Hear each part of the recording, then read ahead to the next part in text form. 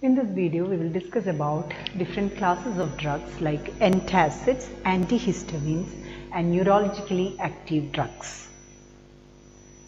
Classes of drugs. So first we are going to see antacids. What are antacids?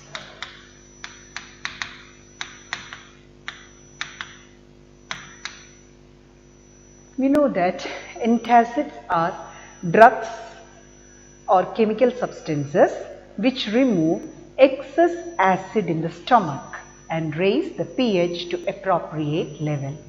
And example for antacids are cimetidine and ranitidine. These are two examples for antacids. And we know the antacids is used in the treatment of acidity.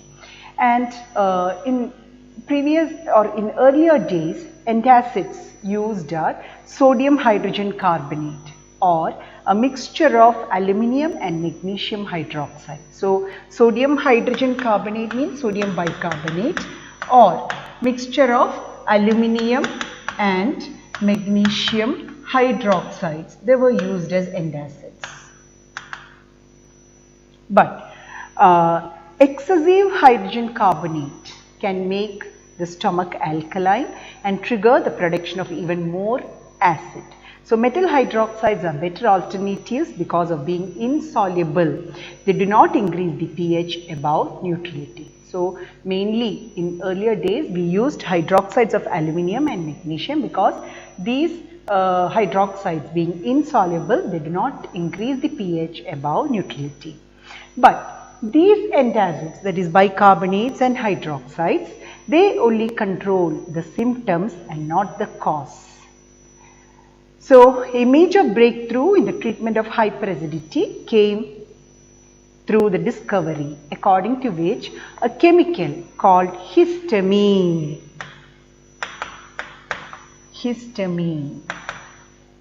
It stimulates the secretion of pepsin and hydrochloric acid in the stomach. And the drug cimetidine was designed to prevent the interaction of histamine with the receptors present in the stomach wall. So it resulted in the release of lesser amount of acid. Now cimetidine and ranitidine, they are the largest selling antacids used. So that is about antacids.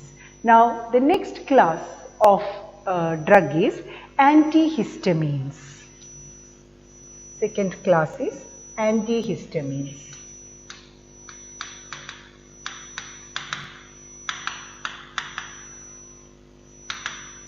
Now antihistamines are the drugs used in the treatment of the functions provided by histamine. So let's see what are the functions of histamine. Histamine is a potent vasodilator. It has various functions. The functions are, it contracts the smooth muscles in the bronchi and gut and relaxes other muscles such as those in the walls of fine blood vessels.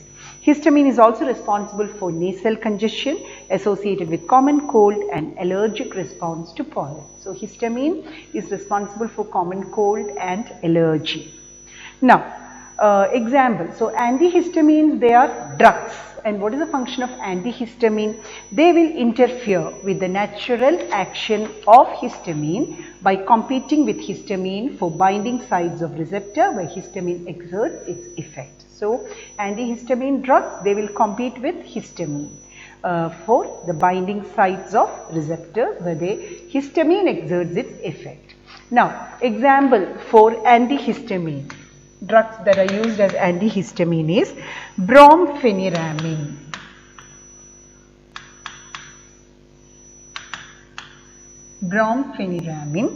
And terfenadine. These are two examples for antihistamines. Now here we have a question. Why antihistamines not affect the secretion of acid in stomach? We know that histamine is also responsible for the production of acid in the stomach, but antihistamines, if taken for this acidity, you know that that will not remove acidity, antihistamine drugs. So why antihistamines does not affect the secretion of acid in the stomach? What is the answer? The reason is that anti-allergic and antacid drugs work on different receptors. So they have different receptors. And antihistamine drugs will act on one receptor. Antacid drugs, they will work on another receptor. So since they work on different receptors, these antihistamines, they do not affect the secretion of acid in the stomach. Now the third class of drug is neurologically active drugs.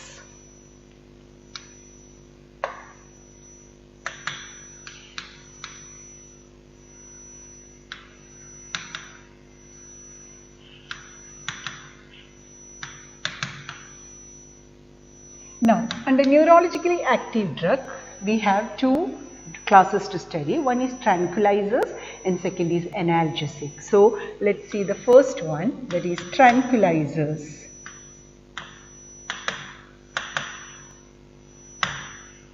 So, tranquilizer is a neurologically active drug. Now, what is the function of this drug? Tranquilizers are a class of chemical compounds used for the treatment of stress and mild or even severe mental diseases. They relieve anxiety, stress, irritability or excitement by inducing a sense of well-being, and they are the essential component of sleeping pills. Now, there are various types of tranquilizers. For example, noradrenaline, it's a hormone. Noradrenaline, a hormone, it's one of the neurotransmitters that play a role in mood changes. If the level of noradrenaline is low for some reason, then the signal sending activity becomes low and the person suffers from depression. So, in such situations, we use antidepressant drugs.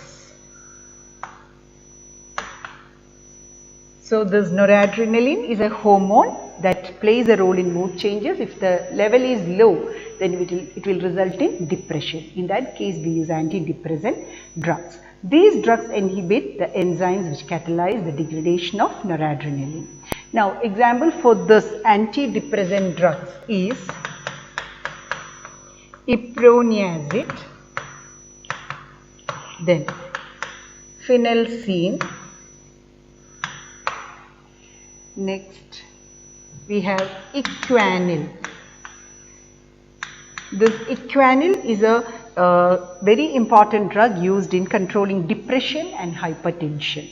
Now, we have example for mild tranquilizers which helps to relieve tension. They are meprobamate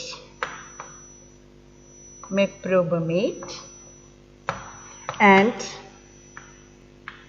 chlordiazepoxide. So, these are two examples for mild tranquilizers, and equanil is a very important drug used in the treatment of, or it's used in controlling depression and hypertension. Now, if you are asked to write an example for an antidepressant drug, you can write either of these. Okay, so this is about tranquilizers. Now, next we have more examples for these tranquilizers, that is barbiturates or derivatives of barbiturates. For example, veronal, amital, nimbutal, etc. They are also example for tranquilizers, and these barbiturates are hypnotic. Barbiturates, they are hypnotic. Now, the meaning of the word hypnotic is sleep producing agents. And example for this hypnotic drugs or barbiturates are veronal, amital, luminal, etc. Okay, so these are hypnotics, and there are more examples: Valium, serotonin. All these are examples for barbiturates or derivatives of barbiturates which are hypnotic in nature. So, this is the first class of neurologically active drugs, that is tranquilizers. Now, the second class is analgesics. B. Analgesics. Now, analgesics are also neurologically active drugs. Now, analgesics, they reduce or abolish pain without causing impairment of consciousness, mental confusion, incoordination or paralysis or some other disturbances of nervous system. Now, analgesics are classified into two types, non-narcotic analgesic and narcotic drugs. So, two types of analgesics. First one is non-narcotic analgesic. Now, non-narcotic analgesic means, example is aspirin and paracetamol. Aspirin, paracetamol. These are examples for non-narcotic analgesic. Now, aspirin is the most familiar example. Aspirin inhibits the synthesis of chemical known as prostaglandins, which stimulates inflammation in the tissue and cause pain. These drugs are effective in relieving skeletal pain such as that due to arthritis. These drugs have many other effects such as reducing fever. So this we know paracetamol or aspirin tablets, they help in reducing fever, and the term used for the drug that helps to reduce fever is antipyretic. So when you hear antipyretic, it's a drug that used to reduce fever, example paracetamol, and preventing platelet coagulation. Now, you know this aspirin has a anti-blood clotting property. So it's used in the prevention of heart attacks. So this is about non-narcotic analgesic, example aspirin and paracetamol. Now the second type of analgesic is narcotic analgesic. So second type is narcotic analgesics. Now, example for this narcotic analgesic is morphine. Morphine, when administered in medicinal doses, relieve pain and produce sleep. But in poisonous doses, they produce stupor, coma, convulsions and ultimately death. Morphine narcotics are sometimes referred to as opiates since they are obtained from the opium poppy. Now, these analgesics are chiefly used for the relief of post-operative pain, cardiac pains and pains of terminal cancer and in childbirth. So, these are the two types of analgesics, that is non-narcotic and narcotic analgesics. So, with this we complete the first three classes of drugs, that is antacids, antihistamines, and the third is neurologically active drugs, under which we learned about tranquilizers and analgesics. Thank you.